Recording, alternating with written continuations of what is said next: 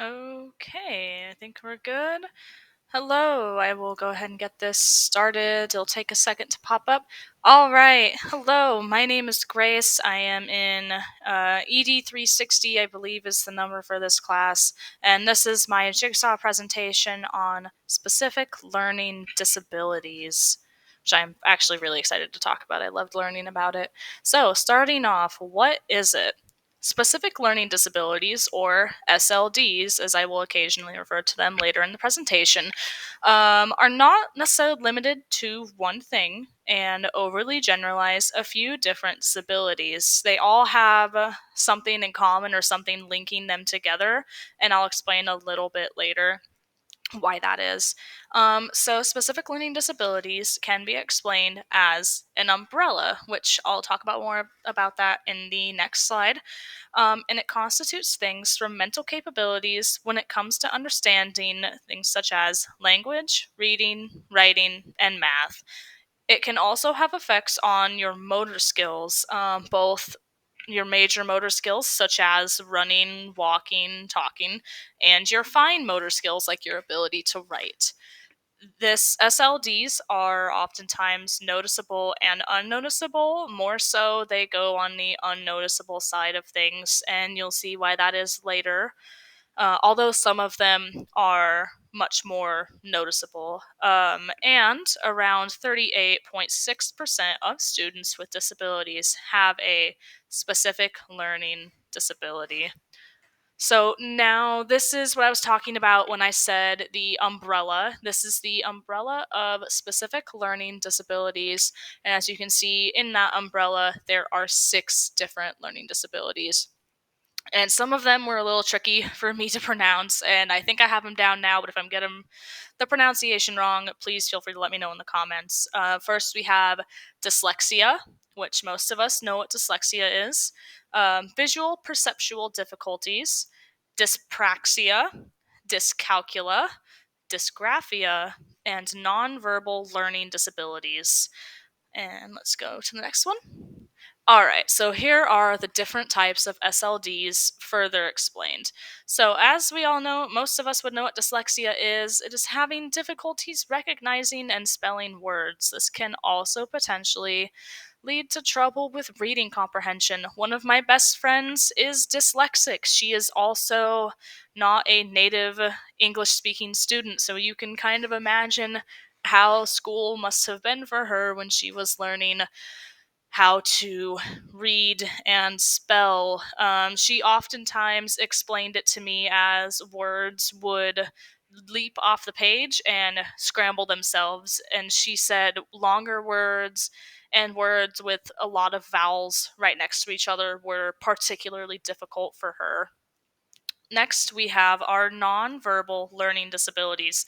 This is one of the ones that would be more noticeable in this classroom. Dyslexia is not really noticeable unless someone speaks up about it. And with nonverbal learning disabilities, students have difficulties recognizing facial expressions or bodily cues, such as you're looking angry or you look upset, sad, things like that. You have your arms folded, your hands on your hips.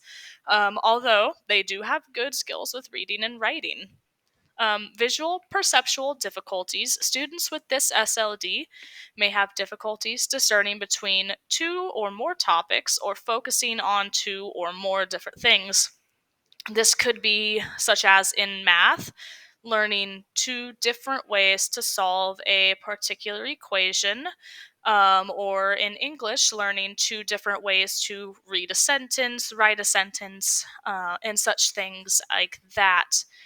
Next, we have dyspraxia, and dyspraxia is difficulties controlling muscles. This can oftentimes lead to issues with motor skills and speech. So sometimes this can lead to things such as stuttering, being able to pronounce different words. It can even affect a student's ability to walk or run, throw a ball, climb, but most teachers will focus on the fact that it affects their speaking ability. Next, but not least or last, we have dyscalculia. I really hope I'm pronouncing that right. And that is difficulties understanding mathematics and numbers. This can become harder for them to learn higher levels of math. And I say that because I do have an example on the next slide, but this calcula, like if they learn at a younger age how to understand that, and I don't want to say deal with that, but that's the best way I can explain it, such as for them really learning and getting down a basic addition, subtraction, multiplication, and division will help them when they attempt to learn those higher levels of math, because much like dyslexia, in dyscalculia, to them, it looks like numbers are jumping off the page and they're flipping themselves around and they're just not doing things as they should be. Lastly, we have dysgraphia. I hope I'm also pronouncing that one right. And that is difficulties with writing. Students may also have issues related to fine motor skills, so their ability to write in general. They may find themselves having difficulties with that. So those are the 6 different types of SLDs that I'm focusing on, or the 6 different ones that commonly came up. And here are some examples. I actually asked my friend, can you find something and send it to me that you think would, kind of help me explain this, and that's what she sent me. I am able to read that with no troubles, but she said that's really what words in a book looked like to her when she was younger, and it still occasionally does to her. And below that, as I said earlier, is the example for dyscalculia. As you can see, there's the person on the left, the numbers are in order, all the equations are right, and it looks, neat and clean, right? And then on the right hand side, some of the numbers are backwards, it's jumbled, you're missing some symbols and things like that. So you can see why they may have a more difficult time learning just basic levels of math, but why higher levels of math may be incredibly difficult without the right kind of assistance. And next up, we have barriers faced by students with SLDs. So, first, with students with dyslexias, they're going to have a much harder time keeping up with reading standards that have been set by the district for students without dyslexia. I interviewed my friend about this a little bit more, and she said it was incredibly difficult for her to keep up, and oftentimes she was called out by her teacher for not meeting that week's threshold for reading while the rest of the students did. But she didn't know that she had dyslexia at a young age. She actually wasn't diagnosed with it until she was in, I believe she said 6th or 7th grade. Not being able to recognize facial or other cues can lead to emotional and some developmental setbacks, especially in social settings. These students may find themselves lacking in that area.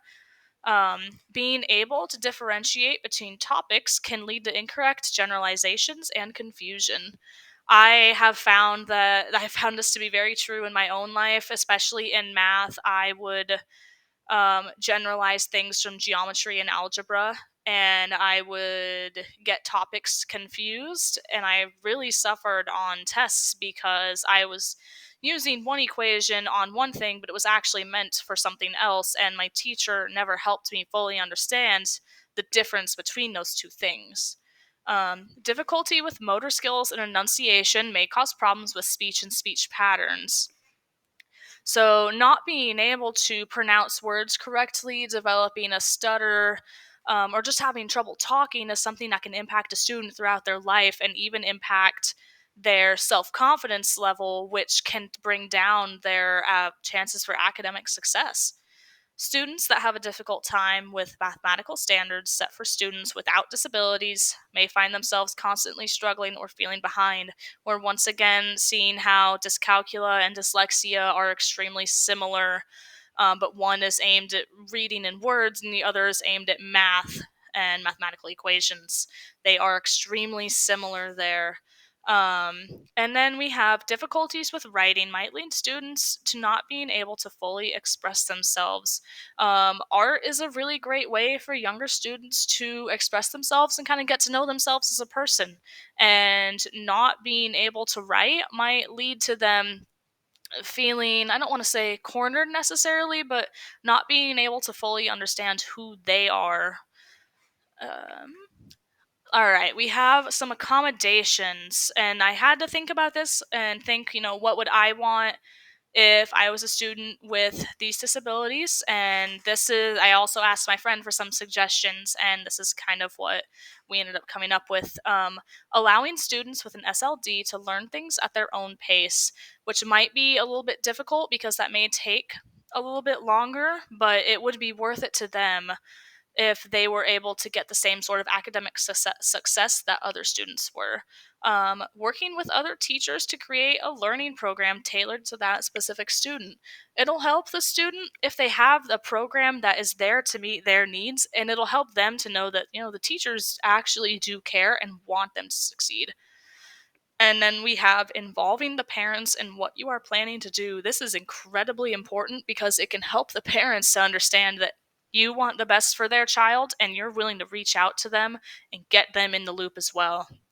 Number four, and I would say this honestly should be number one there, feedback is incredibly important. Get feedback from students, from parents, and from other teachers. Go from there and maybe learn how to plan lessons a little bit differently. Maybe if you can speed things up, if you need to slow down a little bit, it'll help a lot. Encourage students to work together and to help one another. Well, I can remember times when I was in high school and I saw that a classmate of mine was struggling with a particular subject we were learning in biology. No matter how the teacher explained it, the student couldn't understand it, but one of the kids sitting in this table group managed to explain it, and the student said, "Oh, that's how that works." So students really can help each other, and I would highly encourage them to work together. Using different teaching styles to see what best helps students with SLDs. Um, we recently learned about the different teaching styles. I know that lectures are the bane of my existence, and I don't learn well with them, but I do learn well with posters, physical objects, PowerPoint presentations, and the like. And lastly, these were just some final thoughts that I had for all of your students. Be mindful, be present, and be understanding for them. We need to remember that not all students are the same and learn the same. Some learn faster, some learn slower. Some do just take a little bit longer to learn a subject you might have been learning for a few weeks, and that's okay. They still have a right to education. Do not treat students with disabilities as a burden or make them feel like a burden on themselves or their classmates. This is probably one of the worst things an educator could do. We're supposed to be helping them and wanting them to further their education and do their best. Ask yourself what a day in their shoes would be like. If you're really struggling, take a breather, take a step back, and just try to understand what their life is like. And then lastly, I would say reflect on each day, the things that you and the students did well, and maybe the things that didn't go so well and might need some work. Um, that'll just help keep things in a fresh perspective and hopefully help to keep you ready for the next day. And those are my sources. Thank you very much.